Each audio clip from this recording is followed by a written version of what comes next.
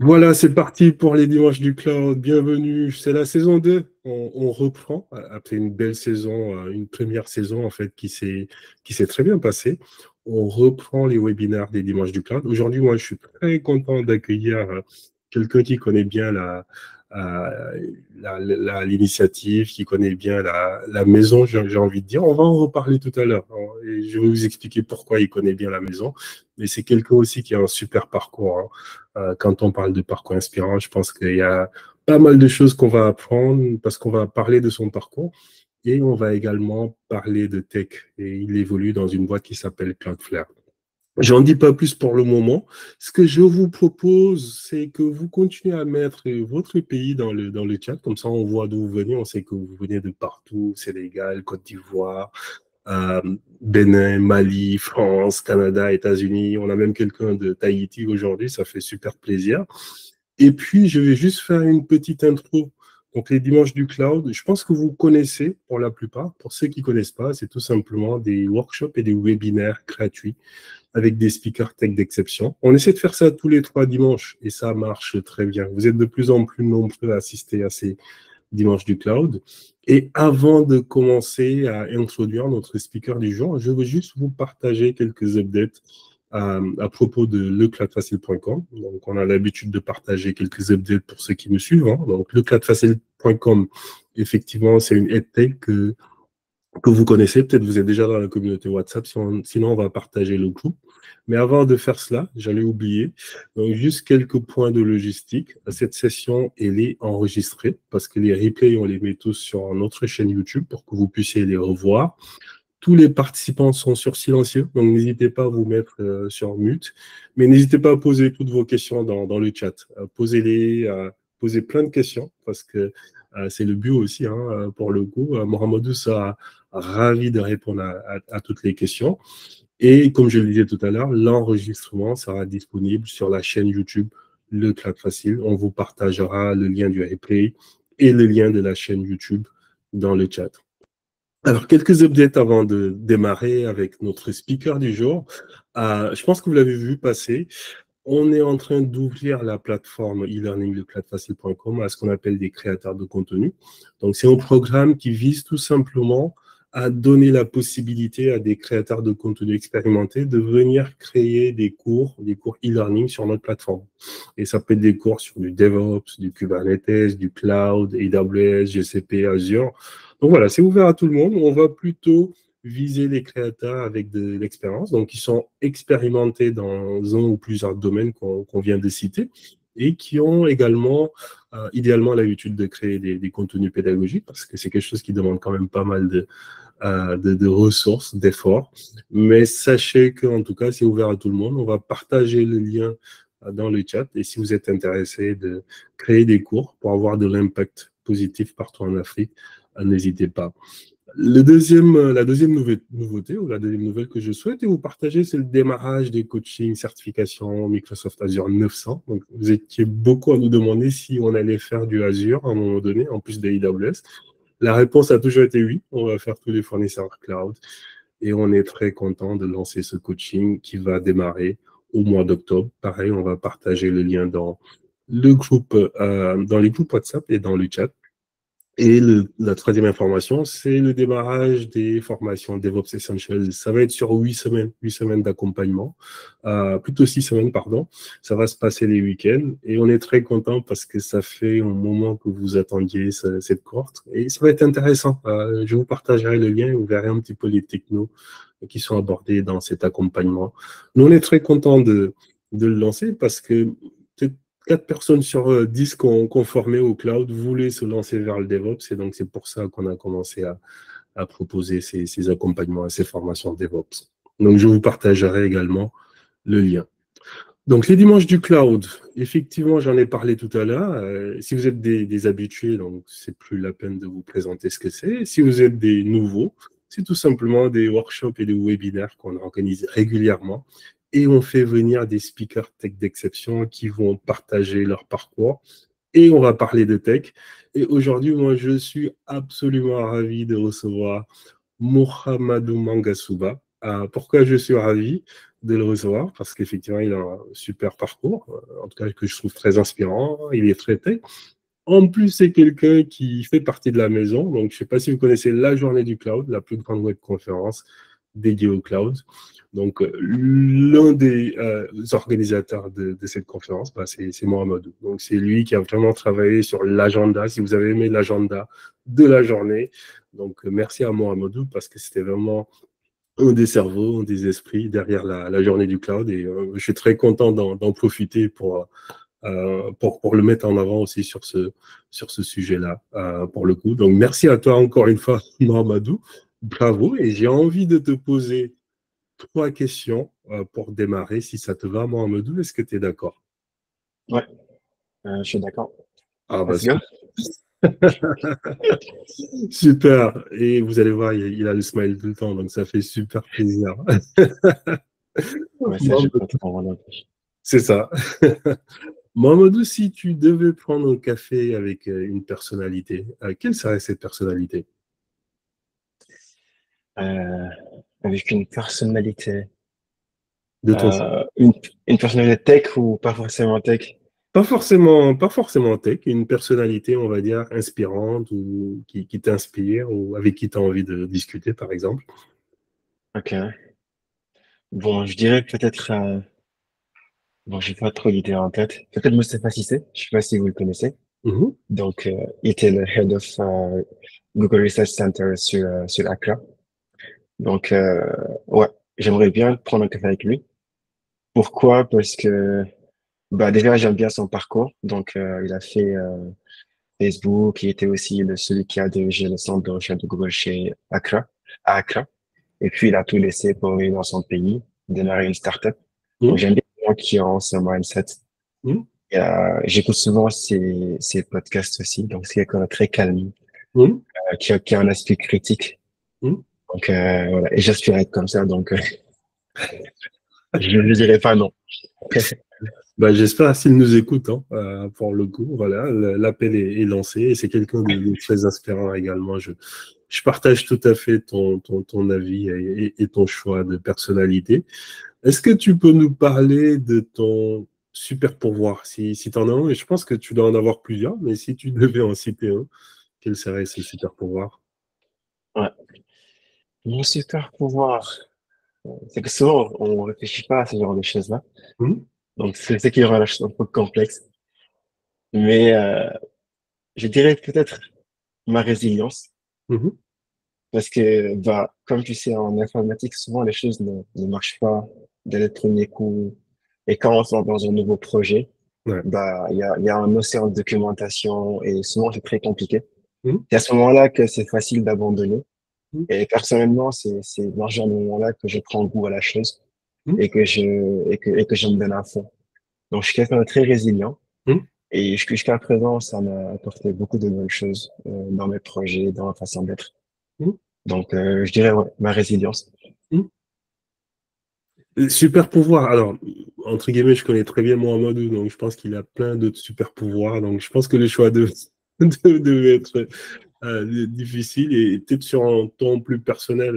Moi, j'admire ton insist on the highest standard, la Ouais. qualité que tu mets dans tout ce que tu fais. C'est vraiment quelque chose qui est très appréciable, qui est un autre super pouvoir parmi tes super pouvoirs et qu'on a vu d'ailleurs à la journée du cloud. Je pense que tout le monde a reconnu l'agenda, la qualité de l'agenda, le choix des speakers.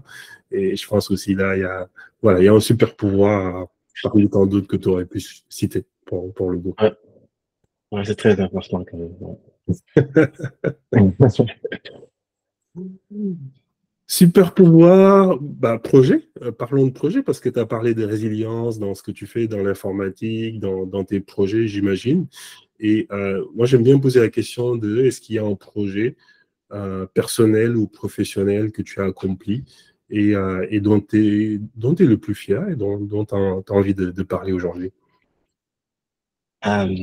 Pour ça, bon, c'est pas un projet que j'ai accompli, Mhm, mais, c'est un projet, où j'ai participé. mhm, Et, c'est la conception du premier respirateur, bon, du premier prototype plutôt, de mhm, respiration artificielle au Sénégal.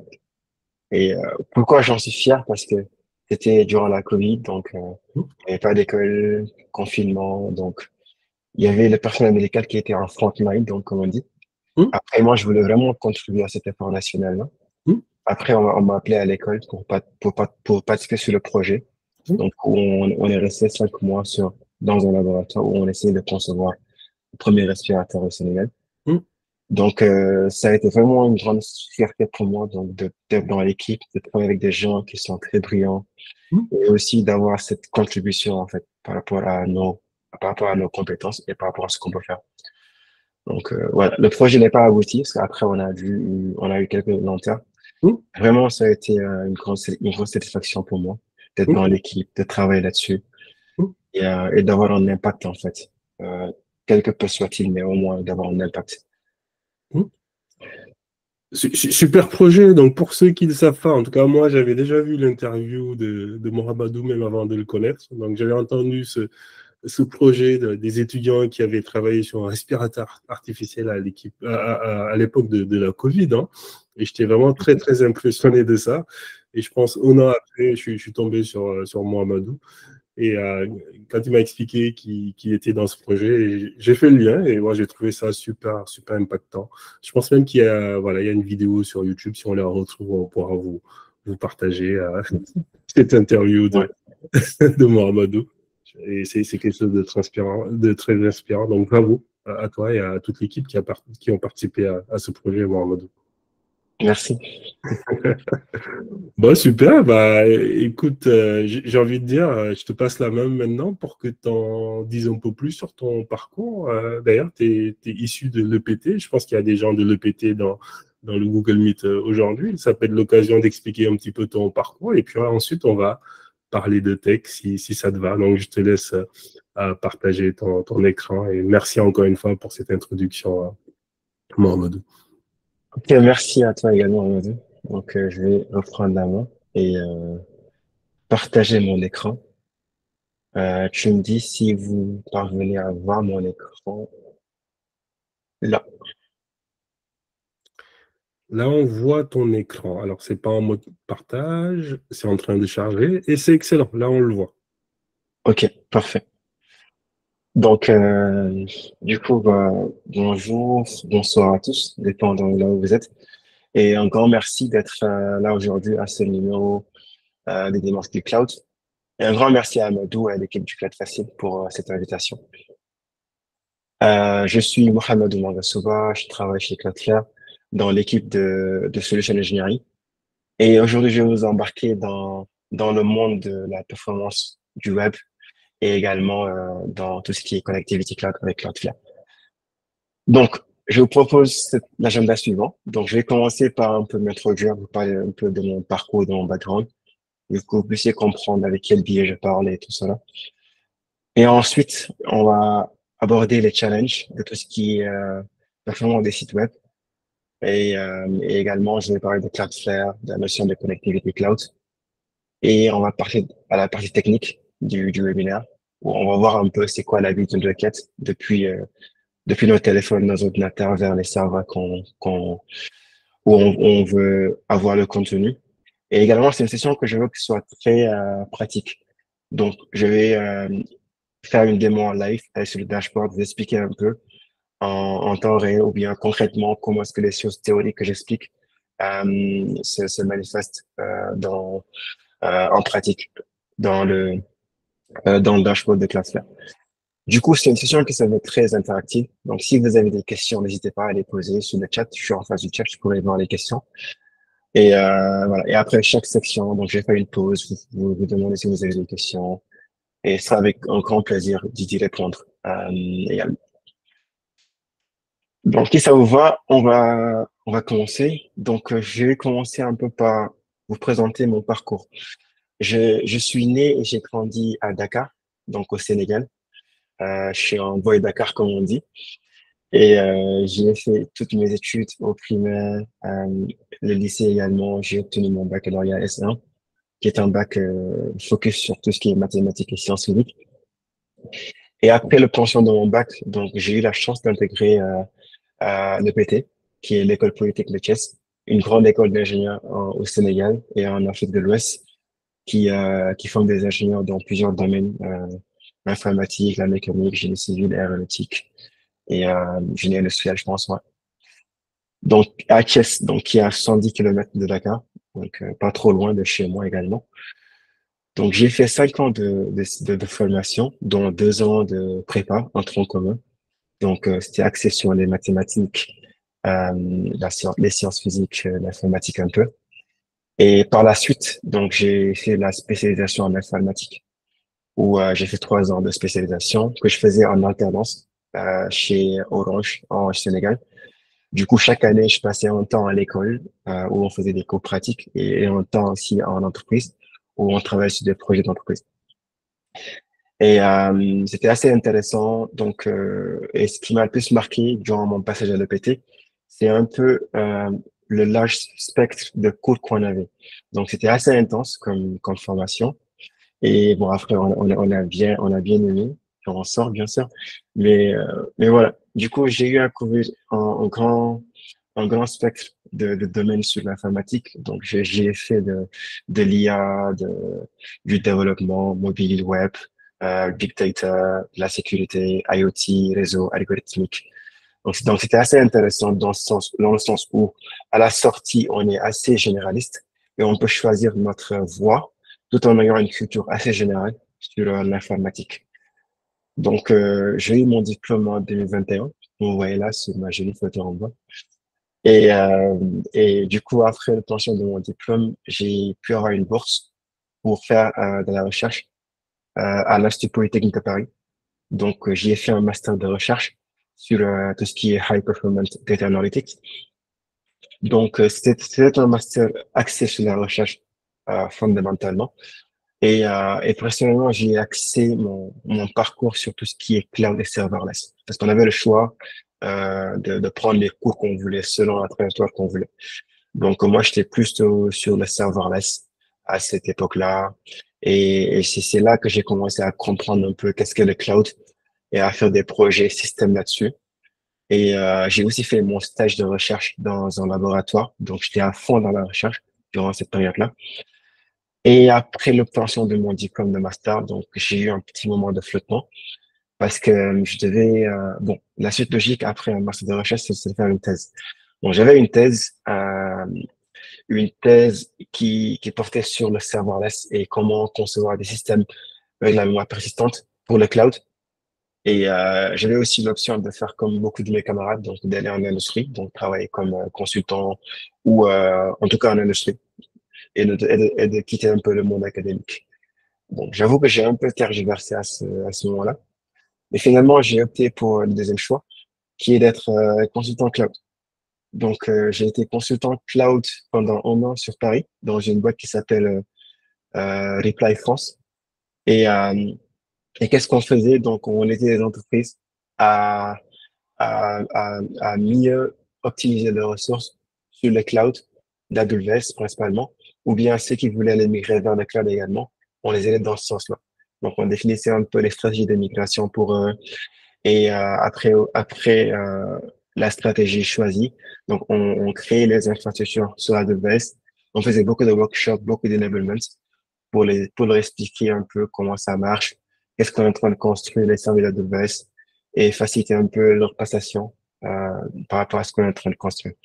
Donc, ça a été assez intéressant pour moi, du coup, parce que ça a été ma première, bon, disons, vraie expérience, si je sors un peu l'alternance professionnelle. Donc, ça m'a permis un peu de comprendre quels sont les enjeux du cloud, comment se font les projets de migration et quels sont les enjeux également en entreprise. Et par la suite, après l'année, donc, j'ai opté pour d'autres challenges et j'ai rejoint Cloudflare à Lisbonne, donc dans un autre pays. Là, je suis au Portugal depuis l'année dernière. Et je travaille maintenant dans l'équipe de Solution Engineering chez Cloudflare. Donc là, qu'est-ce qu'on fait, ou bien qu'est-ce que je fais dans cette équipe-là? C'est qu'on aide un peu les entreprises qui veulent maintenant aller dans notre Cloudflare, donc à comprendre mieux quelles sont les solutions qu'on offre, c'est quoi leur challenge IT, en termes de sécurité, performance et tout, donc tout ce dont ils ont besoin et où on peut aider Donc, dans la partie pre-sales. Donc, on intervient avant que le client n'ait euh, souscrit à nos offres. Donc, et voilà. Du coup, c'est un peu mon parcours. Et à part ça, je suis un grand fan de volleyball. Je joue au volleyball. J'ai été le capitaine de mon équipe, je pense en 2019 ou 2020, je sais pas, à l'EPT. Et quand je suis parti en France également, j'ai intégré l'équipe de l'X, l'équipe des masters de volleyball. Donc, je faisais beaucoup de tournois sur Paris et j'en fais toujours. Donc, voilà un peu sur mon parcours en résumé. Et voilà. Encore une fois, n'hésitez pas si vous avez des questions. Je, je me ferai le plaisir d'y répondre. Donc, là, on va aborder le sujet de la performance maintenant du web avec les clouds. Et du coup, avant d'aller plus loin, j'aimerais qu'on fasse une pause et qu'on comprenne un peu c'est quoi les challenges de tout ce qui est performance des sites web. Parce que de savoir en fait pourquoi est-ce que c'est important la performance, pourquoi est-ce qu'on a besoin d'avoir plus de performance, quels sont les challenges et tout. Donc, une fois qu'on a une meilleure compréhension de ça, les solutions, donc, ça sera beaucoup plus parlant quand on va parler des solutions et comment ça aide. Alors, les challenges. On voit qu'aujourd'hui, c'est très facile ou bon, c'est très rapide pour un site ou pour des gens, une startup, de créer un site web et ou une application mobile et d'être global en quelques semaines, en quelques mois. Donc, facilement, on peut avoir une solution sur le net et avoir des millions, des milliers de clients par jour qui visitent notre site. Donc, le scale, donc, il peut être très rapide. Également, on voit qu'aujourd'hui, avec l'explosion d'Internet, que les clients ne se connectent plus depuis leurs ordinateurs comme c'était avant. On voit que le trafic Internet est devenu de plus en plus mobile. Et il y a aussi un gros pic du trafic API sur Internet. Ce qui veut dire que globalement, on ne sert plus le contenu de la même manière en fonction si c'est du web, si c'est en desktop, en mobile device si c'est ou si c'est du trafic API. Donc, il y a à innover et à voir un peu comment bien servir le contenu selon cela. Par exemple, on voit que, par exemple, nos téléphones n'ont pas les mêmes capacités que les ordinateurs en termes de CPU, de RAM, etc. Donc, une page web qui est assez lourde, qui charge qui peut charger très rapidement sur l'ordinateur et très lentement, vu les capacités un peu réduites des téléphones. Donc, pour ça, il faut qu'on connaisse et qu'on combatte certains monstres. Je les appelle des monstres parce qu'ils nous empêchent un peu d'atteindre notre but. Et principalement, il y a la latence.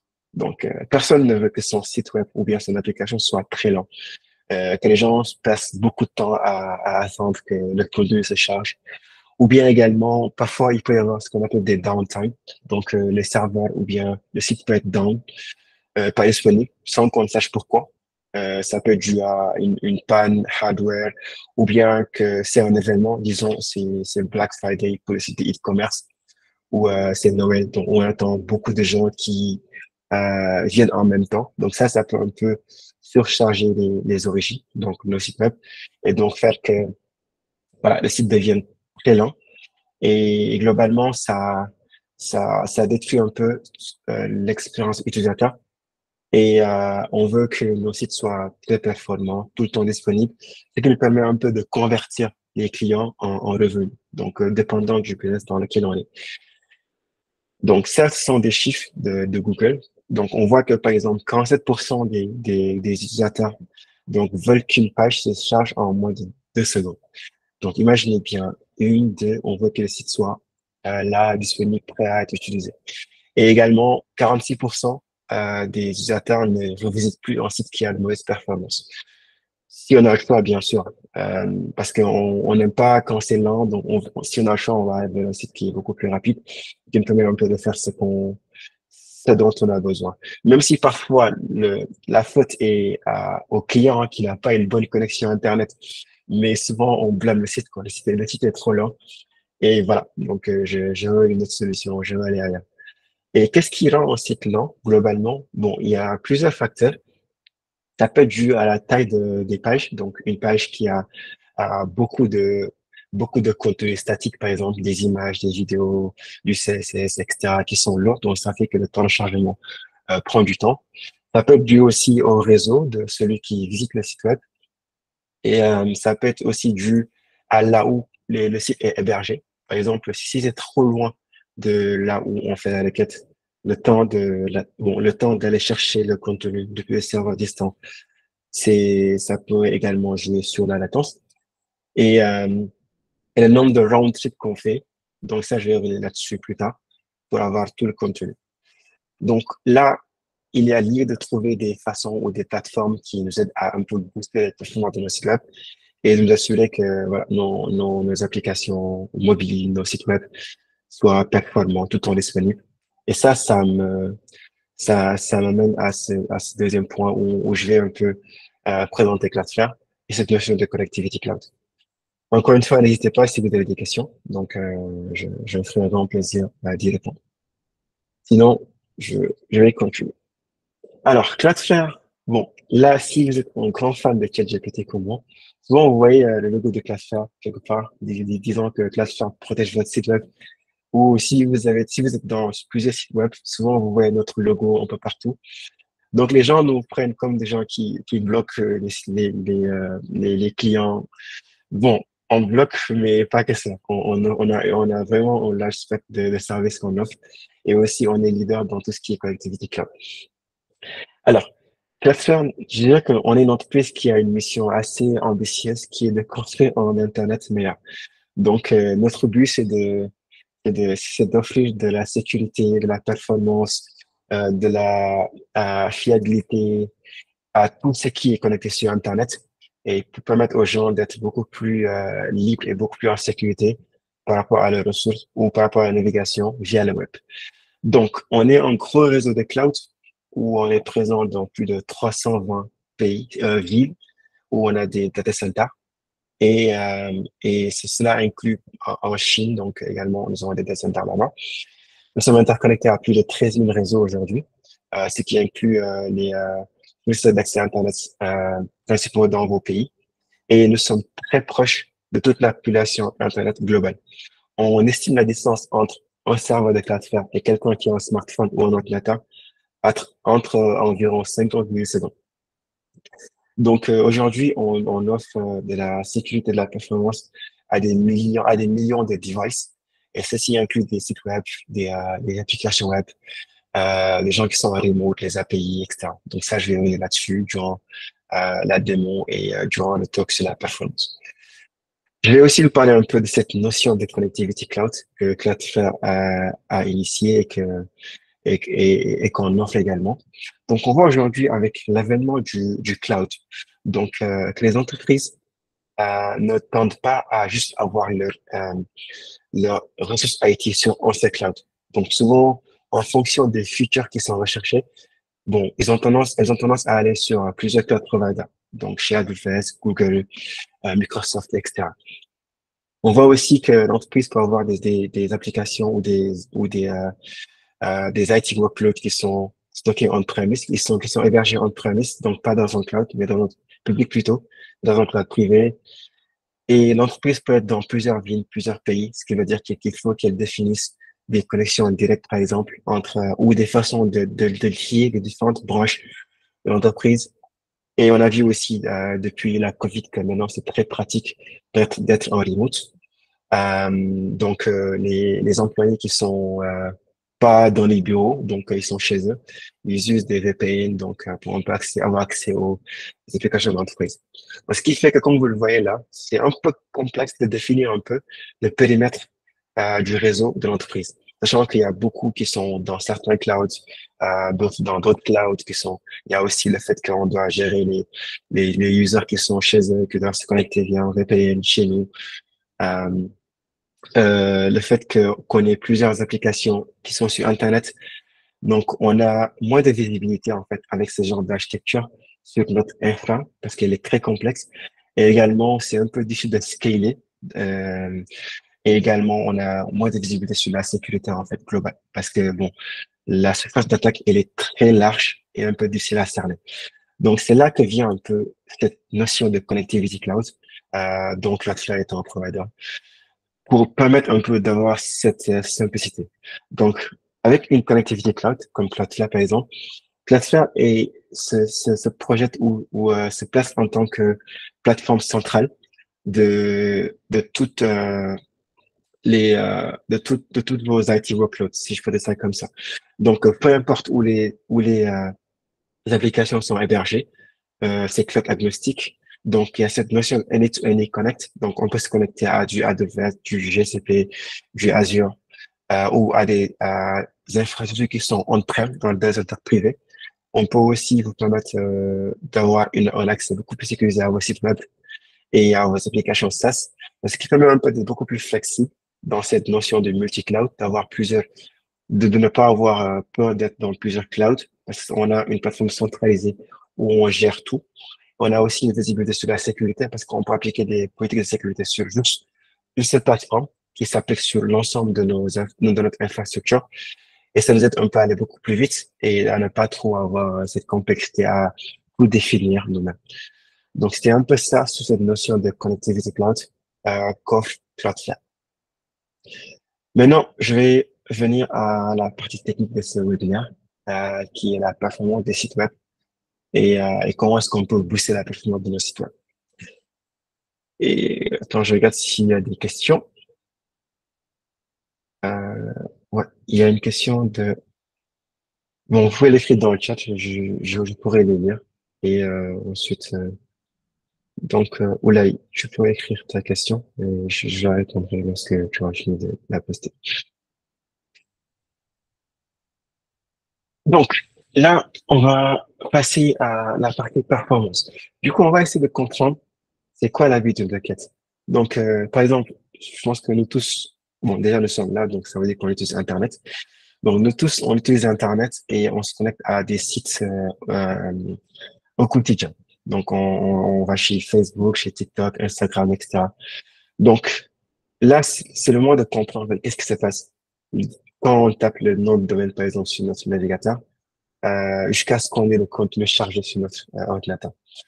Certains diront que c'est de la magie. Bon, c'est pas loin de la magie, mais il y a beaucoup d'étapes qui se passent derrière. Et on va essayer de comprendre l'ensemble des étapes. Bon, pas l'ensemble, mais les étapes majeures.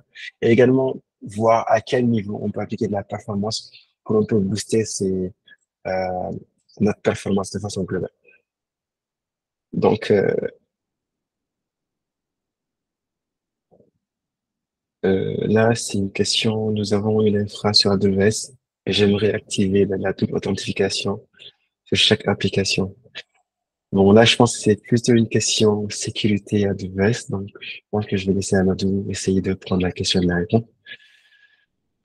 Euh, voilà. Alors, pour mieux comprendre cet aspect, la vie d'une requête, donc là, j'ai un site web qui s'appelle fredmemories.net. Donc, c'est mon site de démo que je vais vous présenter aujourd'hui. Memory, c'est une agence de photographie en ligne qui permet aux gens de se connecter, de voir des images, des vidéos qu'on poste régulièrement, des blogs, des articles. Donc, disons que c'est un site web classique. Et également, disons qu'on a cette architecture-là. On a plusieurs serveurs déployés dans plusieurs continents, un peu pour qu'on ait cette notion de disponibilité. Donc, partant de ce, de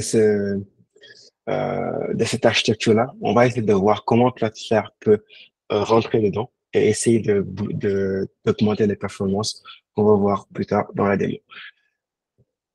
Donc là, j'aimerais un peu disséquer un peu la notion de qu'est-ce qui se passe lorsqu'on tape facebook.com ou lecloudfacile.com dans nos navigateurs. Il y a plusieurs étapes et ça commence par le DNS, donc qui permet un peu de traduire le nom de domaine vers l'adresse IP pour qu'on puisse avoir accès au site web. Donc, on peut aussi optimiser la requête en faisant du caching et on peut optimiser le trafic, donc c'est-à-dire la requête qui quitte notre machine vers le serveur. Il y a aussi, on peut aussi avoir un niveau d'optimisation sur les ressources, c'est-à-dire les images, les CSS, les fichiers JavaScript, etc. Donc, si on en vient au DNS, donc ça veut dire domain name system. C'est-à-dire que sur Internet, les machines ne communiquent qu'à travers les adresses IP. Donc, si on tape leclatfacile.com sur notre navigateur, donc juste avec ça, on ne peut pas aller voir où est hébergé le site web. Donc, il y a ce qu'on appelle le DNS lookup, c'est la résolution DNS qui se passe en premier. Donc, et ça, on parle du cas où il n'y a pas de caching. C'est une règle qui se fait depuis from scratch. Donc, le navigateur Google Chrome ou Safari, peu importe ce que vous utilisez, donc va faire des requêtes successives pour essayer de demander qui a l'adresse IP de euh, leclatfacile.com ou facebook.com afin d'avoir l'adresse IP et pouvoir accéder directement au serveur. Donc ça, c'est la première étape. Donc, dépendant de la plateforme que vous utilisez pour votre DNS, donc le temps de DNS est un temps qui s'ajoute un peu sur la latence du site web si on veut y accéder pour la première fois. Et ça aussi, il y a lieu de voir un peu comment choisir la bonne plateforme ou bien comment s'assurer que notre serveur DNS est tout le temps up and running, qui permet un peu de faciliter ce DNS lookup-là. Et ça, je vais y revenir sur la démo tout de suite. Il y a aussi le caching. Donc, l'autre aspect, c'est qu'une fois qu'on a l'adresse IP, donc depuis notre ordinateur, notre téléphone, on peut avoir accès au serveur. Donc, on voit là avec les flèches orange. Donc, tout le monde sait où est hébergé notre site web. Donc, tout le monde peut y avoir accès. Maintenant, si c'est du contenu statique, par exemple des images, des vidéos, ce sont des contenus que tout le monde a et c'est pas personnalisé en fait en fonction de celui qui fait la requête.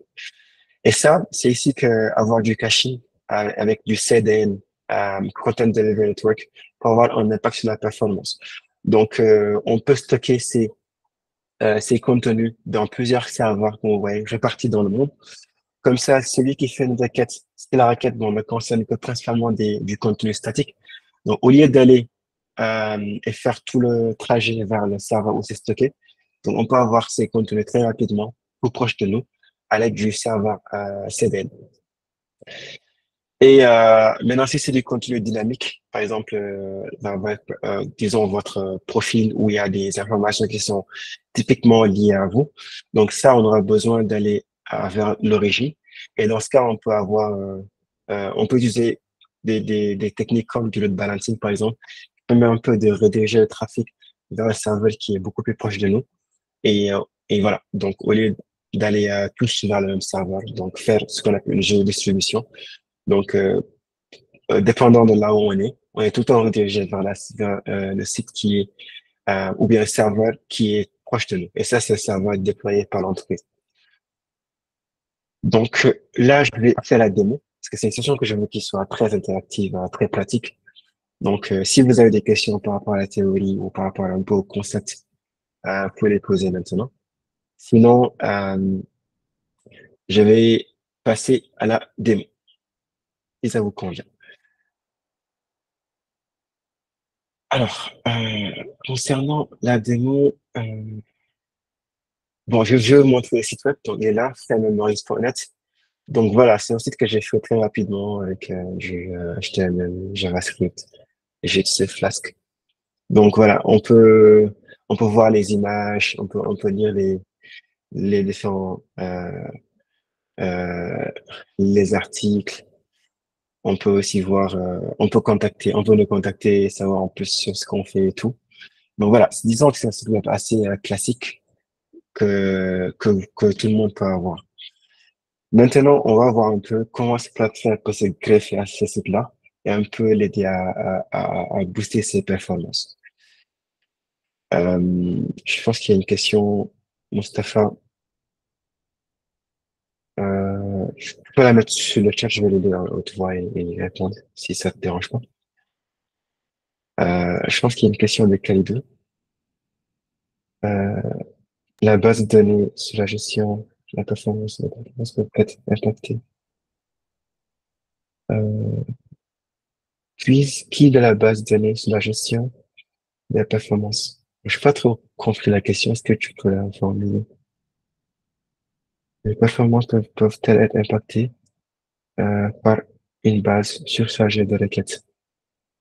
Euh, En fait, la question, c'est qu'en est-il de la base de données sur la gestion de la performance? Donc, quid de la base de données sur la gestion de la performance? Les performances peuvent-elles être impactées par une base qui a trop de requêtes, surchargée de requêtes? Appelez Khalidou, n'hésite pas. Si, Ah, d'accord.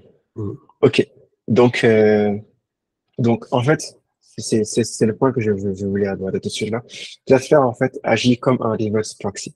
Donc, c'est-à-dire que lorsqu'on fait une requête vers votre site web, donc la requête est déjà, dans un premier temps, proxifiée, redirigée vers un serveur de Cloudflare avant d'avoir accès à votre serveur et pouvoir charger le contenu. Donc, nous, en fait, la performance qu'on peut, ou bien l'aide qu'on peut donner sur la performance, c'est entre le client et le serveur. Donc, après tout ce qui se passe côté base de données, ça, c'est aux développeurs ou bien à l'équipe de l'infra de se charger là-dessus pour savoir un peu quelles sont les bonnes pratiques de communication, la base de données, etc. Donc, voilà. Cloudflare agit juste entre le client qui fait la requête et le serveur où est stocké le site et d'aider un peu des temps de chargement très rapide. Donc, voilà. Et tout ce qui est back-end, donc ça, on n'intervient pas à ce niveau-là. Et je vais expliquer ça tout de suite dans la démo. C'est on laisse le soin aux développeurs ou à l'équipe du déploiement de prendre en compte cela et d'optimiser un peu tout ce qu'ils sont en train de faire. Euh, ok. Je sais pas si ça répond à la question. Sinon, tu peux faire un follow-up. Une autre question. Pouvez-vous revenir sur le dernier point, s'il vous plaît, les contenus dynamiques? Euh, Voilà, je disais que lorsqu'on charge un site web, après je vais vous montrer tout ça sur la démo, ne vous inquiétez pas. Lorsqu'on charge un contenu le site web, donc soit on a du contenu statique, des images, des vidéos, du CSS. C'est un contenu qui est commun à tout le monde. Soit c'est du contenu direct. Par exemple, si par exemple, si c'est une requête API. Donc, dépendant de la requête, on n'a pas tout le temps la même réponse. Et pour cela, il faut aller vers là où le site est hébergé. Donc, c'est pas Cloudflare qui peut servir du contenu statique, dynamique plutôt. Il faut qu'il y ait ce trajet vers là où le site est hébergé pour avoir accès à ce contenu-là. Et je vais vous montrer également avec Cloudflare comment est-ce qu'on peut booster ces requêtes qui vont vers l'origine à travers certains de nos services. Euh, je sais pas si ça répond à la question, sinon n'hésite pas à follow-up. Donc, voilà, je vais apporter plus d'éclaircissement. Donc, voilà, du coup là, c'était un peu la question de Khalidou. Sur comment Cloudflare agit. Donc, je vais commencer par ça. Donc là, on part de notre site web qui est un site voilà basique que tout le monde a. Maintenant, pour un peu bénéficier des performances ou bien des features de performance que Cloudflare, il faut d'abord avoir un compte chez Cloudflare, donc bash.cloudflare.com et onboarder le site web.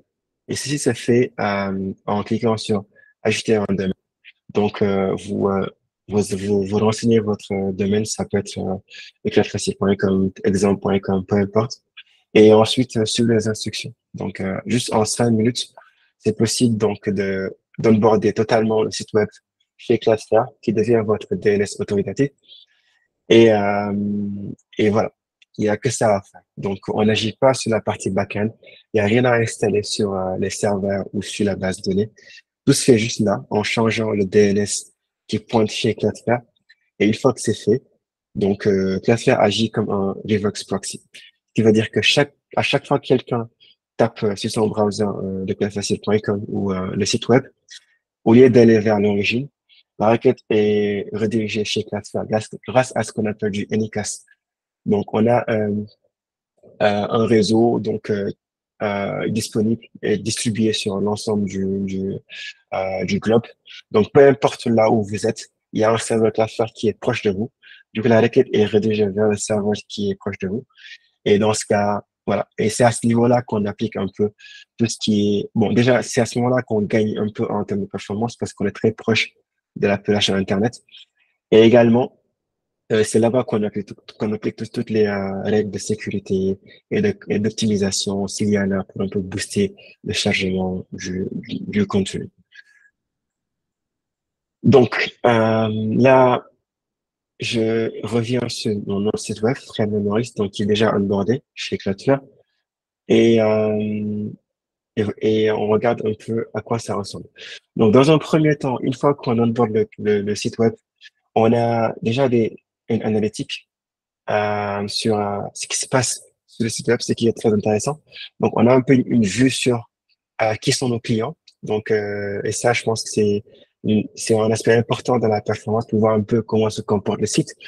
Il y a des choses pas, ou bien il y a des choses assez étranges, on peut les voir ici et savoir un peu qui a lié à faire des actions pour un peu rendre le site opérationnel.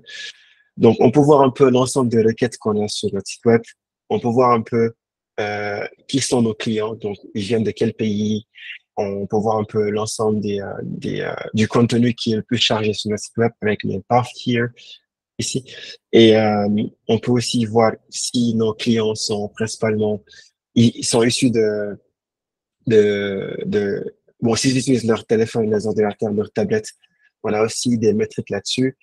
On a les adresses IP, on sait ils ont quel ASN, etc., etc. On a aussi une vue sur le trafic API de notre site web et on peut filtrer suivant la page qu'on veut.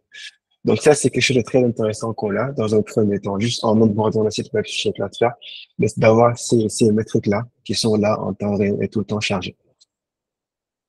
Donc, comme je disais, une fois que le site est hébergé, donc Cloudflare devient votre DNS principal, primaire. Donc là, vous pouvez donc ajouter de nouveaux records. Donc, si vous avez des sous-domaines, etc. Donc, tout se fait là. Et nous avons un temps de propagation très rapide. C'est-à-dire qu'à chaque fois que vous ajoutez un nouveau record ici, donc je pense en moins de 13 millisecondes, je sais pas si j'ai pas le chiffre en tête, mais très rapidement, c'est répliqué dans l'ensemble du réseau Cloudflare et chacun et tout le monde donc peut avoir accès à ces sous-domaines-là. Et là, par exemple, il y a un site qui s'appelle DNSPerf, donc qui vient un peu de voir un peu le temps que met les providers DNS en termes de DNS lookup. Donc là, vous pouvez avoir une vue là-dessus. Et on voit que Cloudflare a des DNS lookup très très rapide. On est number one ici en Europe. Donc voilà, c'est un site qui est assez intéressant si vous voulez avoir des comparaisons sur le DNS. Je pense qu'il y a une question. Côté législation, y a-t-il des contraintes particulières suivant les pays? Euh, bon, la question est assez large, mais donc Cloudflare, c'est une entreprise globale, donc bon, l'ensemble de nos services sont disponibles dans l'ensemble de nos data centers. Donc, il n'y a pas des services qui sont disponibles dans un data center ou pas. On a aussi ce qu'on appelle du Data Localization Suite. C'est-à-dire, par exemple, si, selon certains services, si vous voulez pas que vos données quittent un peu une région, disons l'Europe ou l'Amérique, pour des raisons de législation également. Donc, c'est également possible de garder les données dans une région bien définie. Donc, je sais pas si ça répond à la question. Sinon, tu peux me donner plus de détails et je me ferai le plaisir de donner des éclaircissements là-dessus. Donc, transférer notre nom de domaine chez Cloudflare pourrait entraîner instabilité avec la messagerie, sachant que les enregistrements MX en place. Non, c'est que pour transférer le domaine chez Cloudflare, donc, comme j'expliquais un peu, euh, lorsqu'on ah non, je pense que je viens de sortir un peu. Lorsqu'on clique sur le domaine là, on enregistre, euh, on met notre domaine, disons, c'est test.com pour moi. J'appuie sur continuer. Euh, Après, Cloudflare va te donner ce qu'on appelle des names servers. Donc là, on va choisir le free plan. Euh, donc, on va le faire. Donc, je voulais aller plus vite en skippant cette partie-là. Mais je vais vous expliquer un peu comment ça se fait concrètement. Mais en gros, c'est juste que une fois qu'on continue la procédure, donc nous avons des name servers qui sont attribués par Cloudflare pour pour ce domaine-là. Donc ça, je le ferai plus tard.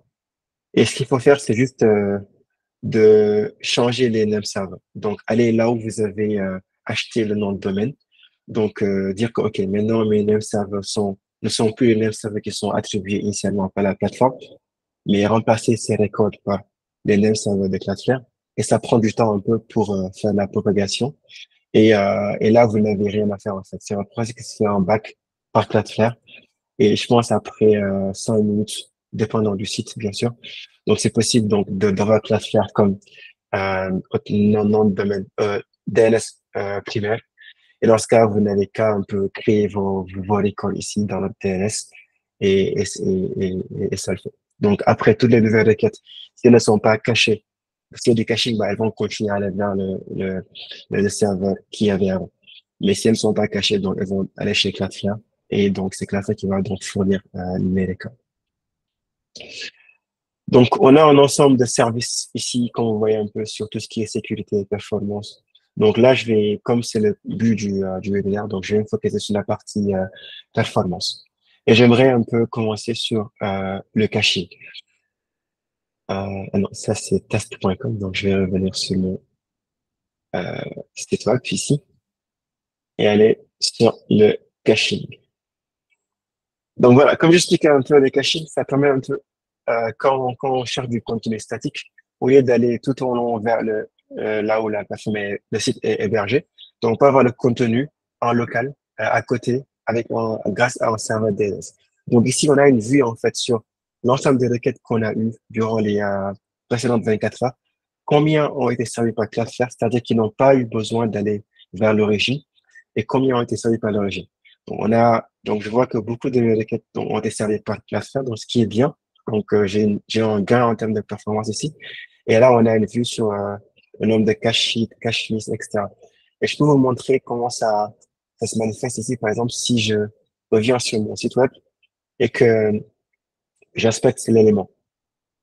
Donc, si je vais sur la partie network et que je rafraîchis la page, donc voilà.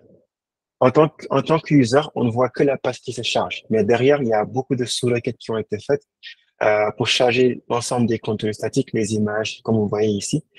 Et là, vous voyez, par exemple, il y a un header, une header response de Cloudflare qui dit qu'en fait, que l'ensemble de ces ressources-là ont été servies par Cloudflare via ce nombre, via ce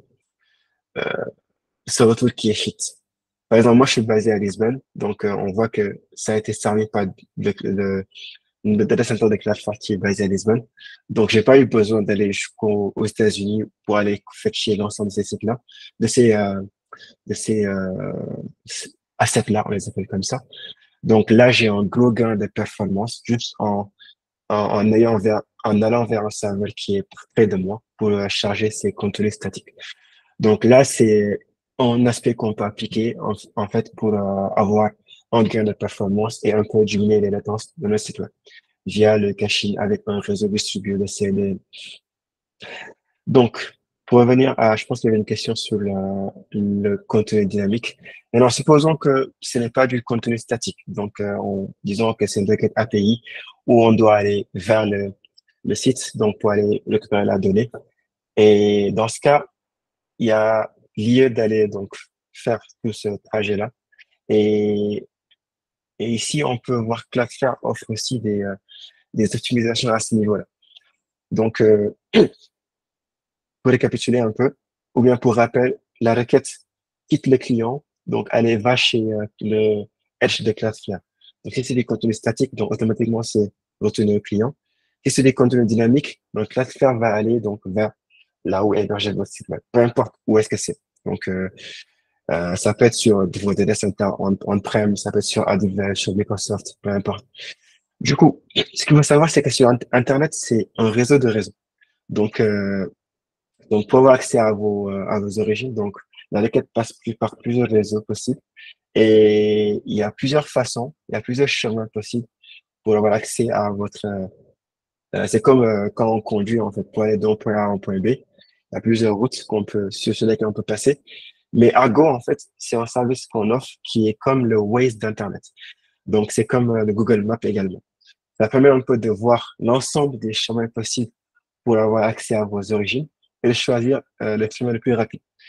Donc, et ça, c'est juste un feature qu'on peut activer en cliquant juste sur ce bouton-là.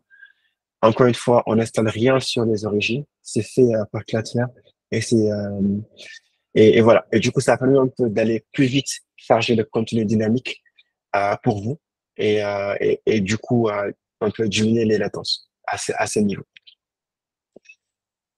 Je pense qu'il y a une question. Donc, attends, je vais faire une pause et répondre aux questions. Comment Cloudflare gère-t-elle les règles de mise en cache? Cela affectera-t-il la mise à jour du contenu du site? Euh, il y a, donc, on a ce qu'on appelle des cache rules, donc qu'on peut mettre pour un peu définir un peu tout ce qui est règles de caching. Euh, Par défaut, on se base sur euh, euh, les règles qu'ont mis les développeurs sur le site web, mais il y a aussi la possibilité un peu de faire de créer des rules pour faire du override, par exemple, si on veut faire du caching sur le edge pendant combien de temps, etc. Donc, c'est possible de lier un peu les règles que vous avez dans vos origines et de créer des règles sur Cloudflare qui vont s'ajouter à ça pour définir un peu à combien de temps vous voulez faire du TTL, etc. Donc, voilà. Donc, il y a cette possibilité-là également à ce niveau. Est-ce que Cloudflare est payant? Oui. Donc, bon, je pense comme tout cloud provider. Donc, il y a des services payants et on a aussi un free tier. Donc, c'est aussi possible de créer un compte gratuitement. On a un free tier qui est très généreux, pour le coup. Donc, vous pouvez essayer beaucoup de ces produits-là par vous-même pour voir un peu comment ça marche. Et voilà, certains des features également sont payants. Mais voilà. Donc, on en revient un peu au contenu. Mohamed, Oui. alors juste pour qu'il n'y ait pas de jaloux, hein, il y avait deux questions avant les questions que tu as lues, juste pour qu'on Ah les ouais, oublie. Il y avait la question ok. déjà de Anida et puis la question de Yahoo. Je n'avais pas vu celle-là. Ok. Anita, donc, si on a une infrastructure dans le cloud sur un VPC, on veut utiliser Cloudflare comme Reverse Proxy pour diriger les requêtes vers des applications déployées dans un sous-réseau privé, plutôt que configurer de Nginx sur, ouais, un serveur Nginx sur EC2 ou une plateforme ou une application voilà, ça, dans un sous-réseau public, même dans un VPC. Je comprends pas trop la question, donc je vais la relire, voir un peu. Donc, on a une infrastructure sur un cloud, sur un VPC, ok? Et on veut utiliser Cloudflare Convergence Proxy pour gérer les requêtes vers les applications déployées dans un réseau privé. Ah, ok. Donc, c'est si, par exemple, on peut rediriger les requêtes vers un réseau privé et non un réseau public. C'est ça la question. Ok. Donc, ça, c'est possible.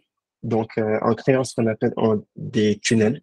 Donc, on a la possibilité de créer juste un tunnel. Par exemple, vous avez votre nom de domaine, qui est peu importe ce que ça peut être, qui va demander chez Cloudflare. Donc, peut-être faire dans ce cas agir comme reverse proxy, chaque requête est rédigée avec Cloudflare. Maintenant, si vous voulez rediriger cette requête-là vers un serveur qui est privé et pas un truc public, donc vous pouvez créer un tunnel entre Cloudflare et ce serveur-là. Donc, qui fait que voilà, le contenu sera directement lié entre nos serveurs et vos origines et qui permet un peu de pouvoir servir le contenu. Donc, c'est bien possible. Parce avec Cloudflare, on a cette notion de any-to-any connect. Donc, peu importe là où sont hébergées vos applications, que ce soit sur des, sur une infra privée, publique, donc, il y a cette possibilité de créer un lien entre Cloudflare et vos origines. Je sais pas si ça répond à la question. Sinon, voilà. Donc, il y a une question, en plus du reverse proxy, quelles sont les différences entre Cloudflare et Google Search Console? Je sais pas trop ce que c'est Google Search Console. Si c'est le search engine de Google dont tu parles, euh, bon, il y a Cloudflare, c'est juste un provider cloud qui offre des services de sécurité et de performance à la sécurité.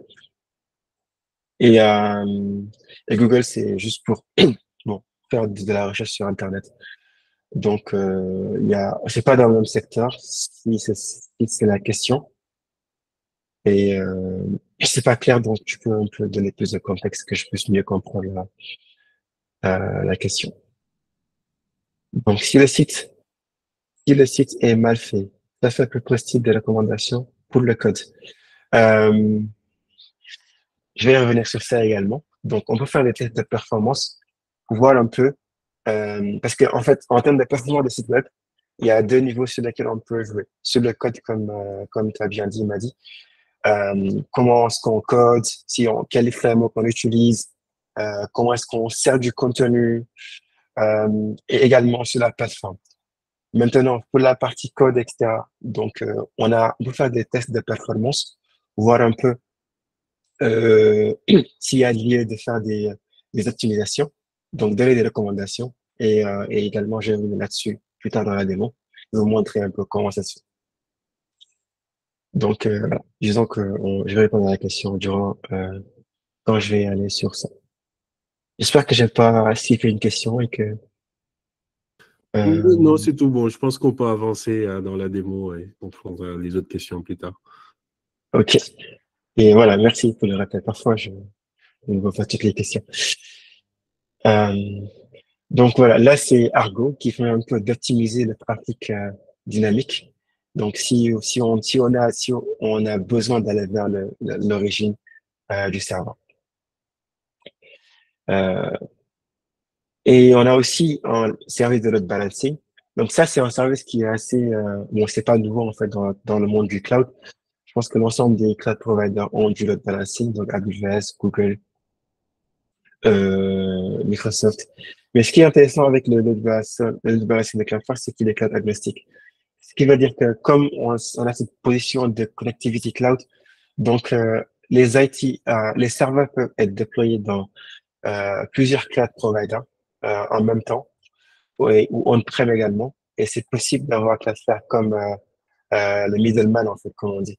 Donc, à chaque fois que la requête vient, elle est rédigée chez Cloudflare. Et en fonction du steering policy, donc de, de l'algo que vous utilisez un peu pour rédiger le trafic, donc c'est possible de rédiger le trafic vers les serveurs qui sont sur un tel ou tel cloud provider dans telle ou telle région. Donc ça aussi, c'est possible de créer un load balancing, de créer des exceptions et tout. Donc voilà, le concept, il n'est pas nouveau, mais la valeur ajoutée, c'est un peu le fait que ce soit cloud agnostique. Et ça, en quoi ça joue sur la performance? Donc, par exemple, si vous voyez que vos clients sont distribués dans plusieurs pays, disons que majoritairement en France et au Japon, donc au lieu d'avoir, par exemple, que des serveurs déployés en France, c'est possible d'avoir les serveurs qui sont déployés, des serveurs en France, des serveurs au Japon. Et dans ce cas, à chaque fois que la requête elle vient, dépendant de d'où la requête a été émise, de rediriger vers le serveur qui est tout proche du client. Donc, ce qui permet un peu de ne pas passer beaucoup de temps à aller fetcher le contenu vers un serveur qui est lointain et du coup avoir de la performance et optimiser la requête dans ce sens-là. Donc, on a beaucoup de services de performance, mais je vais juste passer sur les plus importants. Et là, je vais venir sur la partie speed et qui va un peu répondre à la question de Madi sur un peu les recommandations qu'on a. Donc, en termes de performance, on a la possibilité de voir un peu euh, c'est quoi notre score de performance. Parce que ça aussi, ce sont des trucs assez standards qui sont sur Internet. C'est-à-dire un score de performance qu'on a notre site suivant certains métriques que je vais aborder tout de suite là. Donc, avec la faire, on peut faire ces tests de performance-là. Donc, on donne juste l'URL qui est notre domaine qu'on a abordé ou un sous-domaine, donc qui est euh, voilà, qui est en sous-domaine de ce même Apex domaine, comme on dit, et de choisir un peu la région dans laquelle on veut faire notre test de performance. Du coup, il y a quelques temps, j'avais fait un test pour nos users qui sont au Japon, par exemple, et voir un peu c'est quoi le score et c'est quoi leur expérience euh, dans leur localité. Donc là, je vois par exemple que bah, le score sur au Japon, de mon site web sur ce sous-domaine-là. Donc, c'est le 72. Et donc, CloudFab, on nous donne un peu les métriques, qui ce qu'on appelle les Core Web Vitals. Donc, ça, c'est assez standard. Tout le monde, bon, tous ceux qui travaillent dans la performance connaissent ces métriques-là. Et en fonction par exemple, ça, c'est FCP, donc First Contentful Paint. C'est le temps que ça prend pour avoir le, le premier élément qui a de la couleur, par exemple, des images, etc. Le temps qu'on prend pour avoir ces éléments lorsqu'on fait une requête. Et time to first byte, donc le temps que ça prend pour avoir le premier byte de response depuis le serveur. Donc, en fonction de la métrique, donc on peut savoir en fait dans quelle plage se trouve notre score et, euh, et dans ce cas, si elle se trouve dans la catégorie de bonne performance, moyenne performance ou vraiment performance euh, très mauvaise. Et là, il y a l'IA fait des optimisations. Donc, on a la possibilité du coup d'avoir l'ensemble de ces métriques-là à chaque fois qu'on fait les tests sur la plateforme. Et dans ce cas, on voit où c'est bon, où c'est pas bon. Et là où c'est pas bon, donc il y a des recommandations qui sont émises. Donc, qu'est-ce qu'on peut faire sur le code? Par exemple, s'il y a beaucoup de JavaScript, donc comment faire pour s'il faut réduire le JavaScript, ou bien s'il faut minifier un peu le code CSS, ou bien s'il faut un peu comprimer les images, ou s'il faut utiliser du HTTP2, etc. Donc là, ce sont des recommandations qu'on offre. Et ce qui est intéressant, c'est qu'on peut appliquer ces recommandations-là via la plateforme Cloudflare. Donc là, si je clique sur Optimizations, donc dépendant du message de recommandation qui est donné par Lighthouse, qui est le score de performance ici. Donc là, je peux venir ici et voir un peu qu'est-ce que je peux faire pour un peu booster les performances et qu'est-ce que je peux faire pour optimiser sur mon code ou bien sur mes fichiers et tout ça, là. Fichiers statiques, bien sûr. Donc là, par exemple, on a la possibilité d'avoir du image transformations. Parce que comme je disais, en fait, euh, lorsqu'on accède à un site web, donc depuis notre téléphone ou depuis notre ordinateur, on a, on n'a pas les mêmes tailles d'écran. Donc, ce qui veut dire que les images doivent être donc resizées en fonction de cela, donc pour un peu qu'elles puissent fitter à l'écran. Donc, avec Image Transformation, c'est possible donc de créer beaucoup de différents variants de vos images qui sont toujours stockées sur le Edge. Et à chaque fois qu'il y a une nouvelle requête, au lieu de faire vous-même un peu le resizing, ce qui peut un peu aussi prendre du temps sur euh, la latence, qui peut aussi impacter la latence. Donc, Cloudflare peut détecter en fait la taille de l'écran du client et donc servir un peu la taille de l'image qui correspond selon ce que vous avez paramétré. Et donc, ce qui fait que voilà, on a vraiment un gain de performance à ce niveau-là. Il y a aussi un service qui s'appelle Polish. Donc, Polish, bon, c'est polir en anglais, ça porte bien son nom. Parce que quand on a une image, donc, c'est pas toutes les infos de l'image, en fait, qui sont intéressantes. Par exemple, la taille, disons, la localisation. Donc, ce sont des données qui sont stockées sur l'image, depuis quelle caméra ça a été prise, et la date, etc., des trucs comme ça. Donc, avec Polish, donc, on enlève tout ce qui est metadata de l'image. Et voilà, si on a un site de e-commerce par exemple, où on a beaucoup d'images qu'on compte charger sur le landing page, donc en faisant des utilisations comme ça, en faisant du polish sur chaque image, donc on voit que individuellement, ça peut jouer sur la performance globale et le temps de chargement global du site web. Il y a aussi un service qui est très intéressant, surtout dans nos régions en Afrique, où parfois on a des soucis de connexion. Donc Mirage, c'est un service qui est en bêta maintenant, qui permet un peu de détecter la vitesse de connexion de vos clients. Donc, supposons que, voilà, le client, il charge le site web, c'est quelqu'un qui a son téléphone, qui a la 3G, donc, qui n'est pas si rapide que quelqu'un qui a une connexion finale. Donc, Mirage peut détecter, en fait, la vitesse de connexion du client et dans ce cas, servir des images qui ont, une taille beaucoup plus réduite, en fonction de ça. Donc, par exemple, supposons que c'est une image de haute qualité qui est servie en temps normal. Donc, C'est quelqu'un qui a une connexion qui n'est pas très rapide, donc il va attendre beaucoup avant que tout soit chargé. Donc, Mirage peut donc aider dans ce sens-là en donnant une image qui n'est pas de très bonne qualité, mais qui au moins, bon, qui est passable, on va dire, en attendant que la connexion soit beaucoup plus rétablie, beaucoup plus normale et d'avoir euh, la bonne image. Donc ça, c'est quelque chose qu'on peut appliquer. Tout ça, ce sont des choses qu'on fait juste sur le dashboard en cliquant sur des boutons et c'est fait en back par Cloudflare avec vu qu'on agit comme des web proxy, donc on a la possibilité de choisir un peu ce qui est rendu vers les clients et d'avoir des optimisations là-dessus avant de rendre le contenu. On peut aussi choisir le protocole qu'on utilise. C'est le HTTP2 qui est beaucoup plus performant que le HTTP1, qui se base sur les notions de stream avec une seule connexion TCP. On a l'ensemble des, des, euh, des, euh, des assets qui sont chargés. Donc ça aussi, ce sont des choses qu'on peut faire sur Cloudflare en juste cliquant sur sur des boutons dans le dashboard. Et voilà. Donc, il y a un ensemble de services qu'on offre individuellement qui agissent à plusieurs niveaux de la requête depuis le client vers le serveur. Et en faisant un peu, en jouant sur ces petits optimisations, le choix du DNS qui fait qui fait une résolution très rapide de DNS, le caching, euh, le load balancing, Argo, les utilisations des images, etc., etc. Donc, on voit que individuellement, ça a un impact et globalement, ça joue sur le temps de latence globale de notre site web. Donc, j'ai une petite démo que je vais vous montrer pour voir un peu, faire des comparaisons. Avant ça, je vais essayer de voir s'il y a des questions. Euh, euh, does Cloudflare propose learning path or certifications? Des learning paths, oui, il y a des learning paths. Donc, bon, je sais pas si c'est le but du webinaire, mais je peux vous montrer un peu.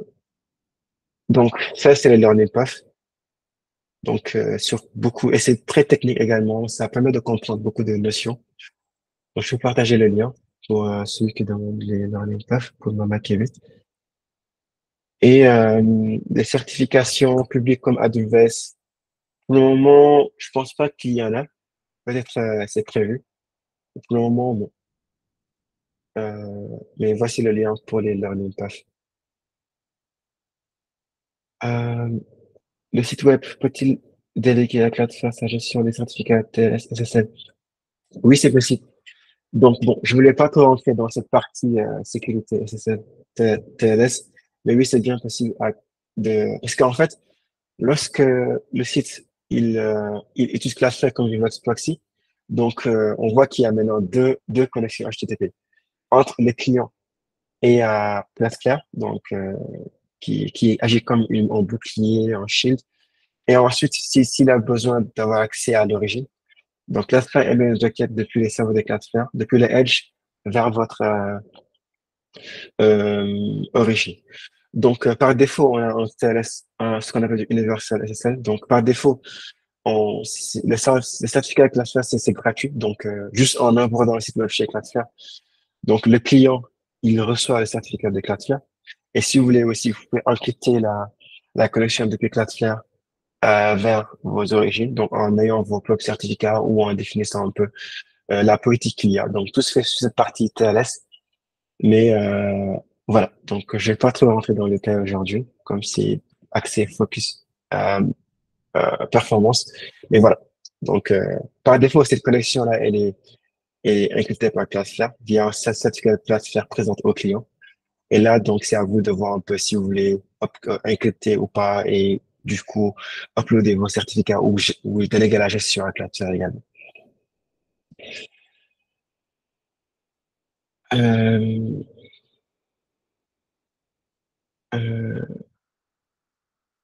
Est-il avantageux d'intégrer Cloudflare en complément d'un site hébergé sur une instance EC2, malgré la présence de CloudFront pour la distribution des CNS, de CDN? Bon, je vais pas trop frustrer les gens qui sont chez AWS pour dire que ouais, notre CDN est meilleur. Donc, je pense que c'est au cas par cas. Ça dépend un peu, mais c'est possible de le faire. Donc, il y a la possibilité d'avoir vos instances EC2 chez AWS et d'utiliser le CDN de Cloudflare.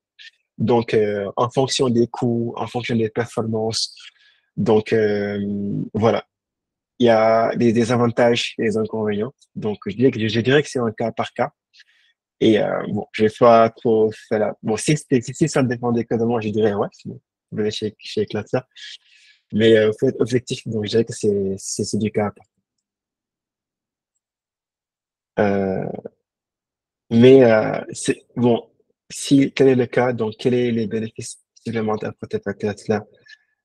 Les bénéfices, c'est que euh, je pense que, par exemple, avec Cloudflare, si je dis pas n'importe quoi, mais tu peux voir après, on est facturé par le nombre de requêtes qu'on fait en fait chez Cloudflare. Et avec Cloudflare, c'est gratuit.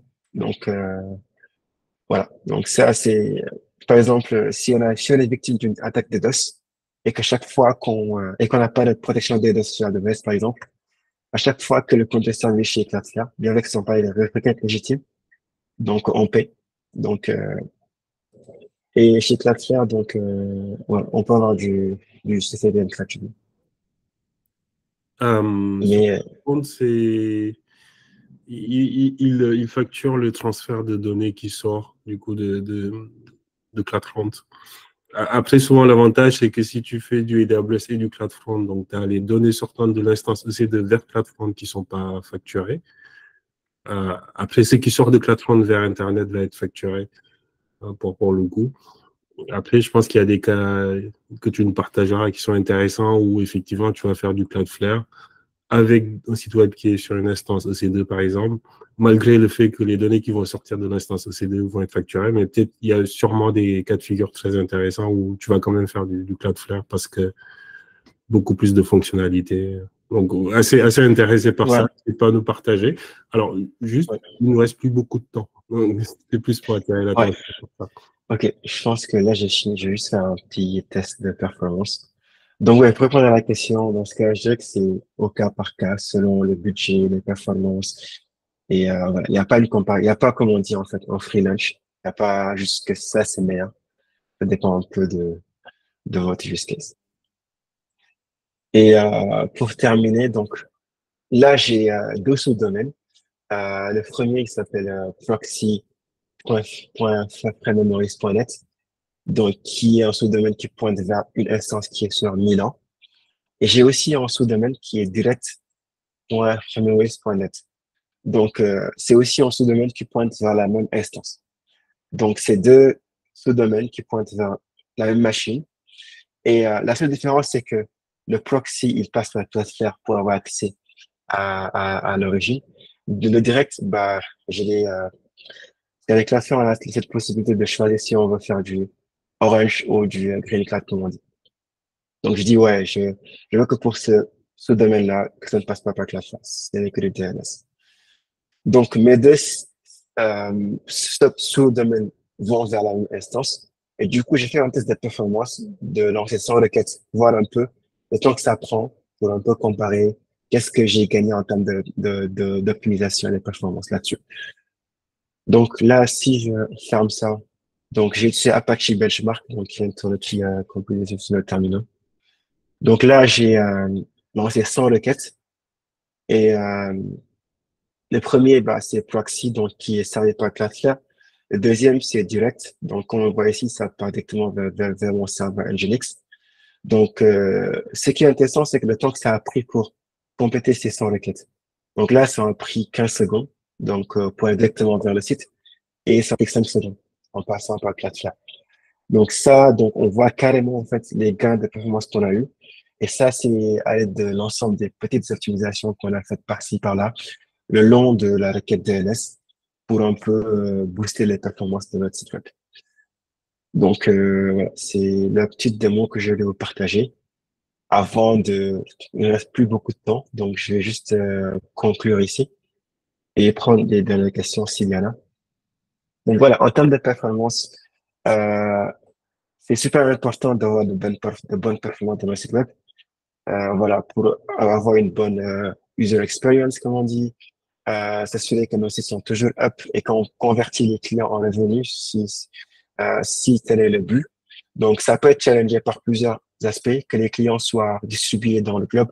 Donc, que le fait qu'ils accèdent au site web depuis euh, plusieurs devices possibles, des ordinateurs, des téléphones, etc., que ce soit du trafic API. Donc il y a lieu de voir un peu comment optimiser ou bien comment servir le contenu de façon optimale. Et on a vu que, il y a plusieurs solutions possibles. Donc, du caching, donc, en mettant le contenu près de l'utilisateur, en utilisant le contenu statique ou dynamique, avec, les images optimization ou bien le CS et le JavaScript, etc. En ayant un contrôle sur les cette partie tous. Bon, ça, je ne l'ai pas montré sur la démo, mais c'est aussi possible avec Cloudflare. Ou par exemple, en créant des cas virtuels. Par exemple, si vous avez un événement et que vous attendez à avoir des centaines de milliers de requêtes en même temps. Donc, on peut aussi créer des queues virtuelles. Donc, voilà, et une liste d'attente, en fait, où les users sont en temps réel. Donc, ils sont sur la queue, où va gérer le trafic. Et s'assurer que vos origines ne seront jamais down et que c'est la fait qui vous protège dans ce sens-là, en fait. Donc, c'était tout pour aujourd'hui. Je pense que je suis parti, j'ai vraiment tiré en longueur, mais c'était assez intéressant avec vos questions. Je pense qu'il y a juste une dernière question. Que pourrait apporter Cloudflare à API? Bon, là, qu'on peut... Bon, on a un service qui s'appelle API Shield. Donc, on permet... Et ça, c'est plutôt de l'aspect sécurité. Donc, Ah non, c'est ici. Ouais. Non, API Shield. Donc, on offre de la visibilité sur vos API. Donc, si vous avez, je suis en plus qu'il y a des millions de, ou bien, disons, soyons raisonnables, des centaines et des milliers de endpoints. Parfois, bon, c'est pas évident de savoir l'ensemble des API qu'on a. Donc, on fait du discovery pour voir un peu, pouvoir savoir l'ensemble des endpoints que vous avez pour un peu vous prévenir de ce qu'on appelle du shadow API, d'avoir un API qui est là, qu'on ne sait pas qui existe et que les gens peuvent, et que les attaquants peuvent exploiter. Donc, une fois que vous avez votre discovery ici, donc, vous avez une vue sur les requêtes qu'il y a sur l'API, donc le nombre de requêtes, error rate, latency de l'API. Donc ça, c'est une première partie de visibilité que vous avez. Il y a aussi des aspects sécuritaires que vous avez, donc avec du rate limiting, qui est proposé par Cloudflare. Il y a aussi du screen validation si vous avez des schémas bien définis pour vos users. Donc ici, c'est pas compliance. Donc si on fait un get ou un post et avec des champs qui manquent ou les champs qui sont pas conformes, ou qui veut faire du SQL injection, c'est aussi possible. Il y a aussi du JW token. Donc, ouais. Bon, c'est pas le but de ce webinaire, ça, c'est l'aspect sécuritaire. Mais voilà, j'aimerais bien, euh, bon, c'est un peu la réponse à la question que, ouais, c'est possible de faire de tout ce qui est sécurité et management de vos endpoints via la plateforme. Euh, voilà. Ok, Je pense qu'il bah y a pas bon. de questions. Je Ouais. je pense que tu as répondu à toutes les questions, donc un grand bravo à toi. Je ne sais pas si tu vois tous les claps et les cœurs et les messages. Donc, quelqu'un qui dit que c'était très, très limpide, c'était technique, c'était très intéressant. Je pense qu'il y a beaucoup de questions. On pourrait passer la nuit dessus. Ouais. C'est Et, très passionnant comme domaine, donc. ouais. Donc, une dernière question avant de terminer. C'est qui les principaux concurrents de Cloudflare? À mon avis, Cloudflare fait beaucoup de choses, donc peut-être on ne pourra pas tous les citer, mais s'il y en a peut-être un ou deux. C'est exactement ça, en fait. On s'investit dans plusieurs routes en même temps. Hmm. Donc, on n'a pas un concurrent principal. Ça dépend du service en question.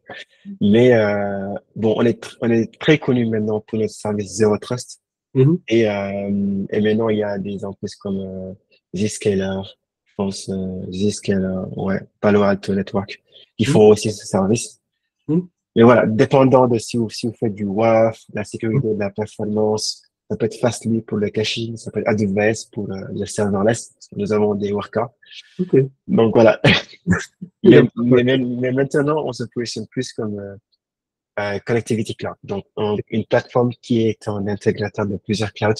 Hmm. Donc, et là, on est unique en fait en termes de Connectivity Cloud Awesome. avec ce scale.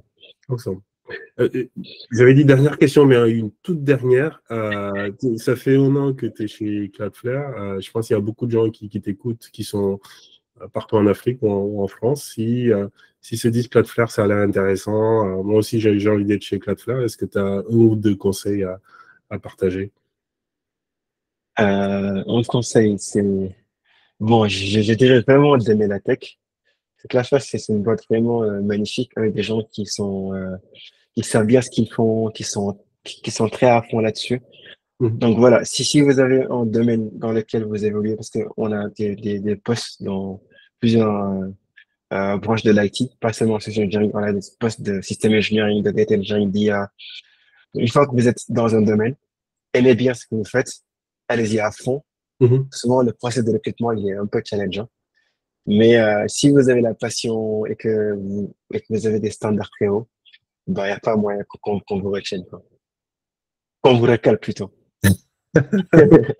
Oui, dans ce sens. Bon, faut y croire, quoi. Aimer la tech et c'est tout. Exactement. Bah, Y super. croire et puis ouais. Et c'est une boîte magnifique en fait, avec une stack technique incroyable. Donc on prend vraiment beaucoup de plaisir en fait là-dessus. Ça se voit. Voilà, merci beaucoup. On sent beaucoup de plaisir dans ce que tu fais. Nous, on était très contents de te recevoir. Encore une fois, comme on disait au début, tu es chez toi. Hein, pour le coup, on voit ce que Ouais. tu fais au quotidien chez Cloudflare. On voit l'impact que tu apportes aussi dans la communauté Cloud Facile via la journée du cloud.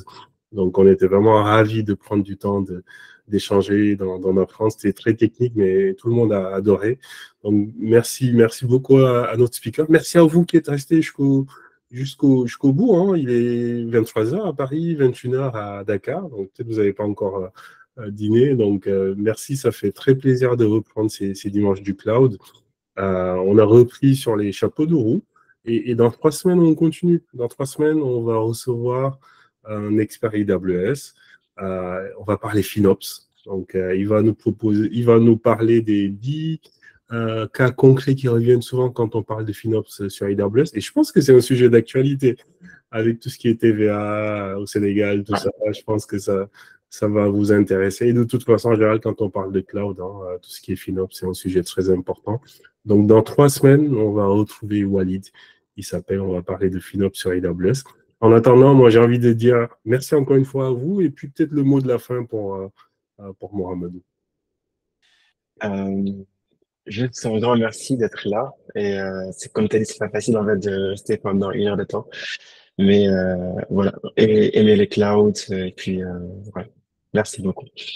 Super conseil. Aimez le cloud. Donc, je pense que ça va être pour le coup.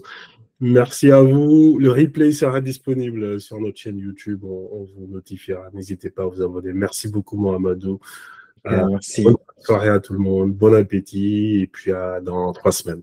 Merci. Bye.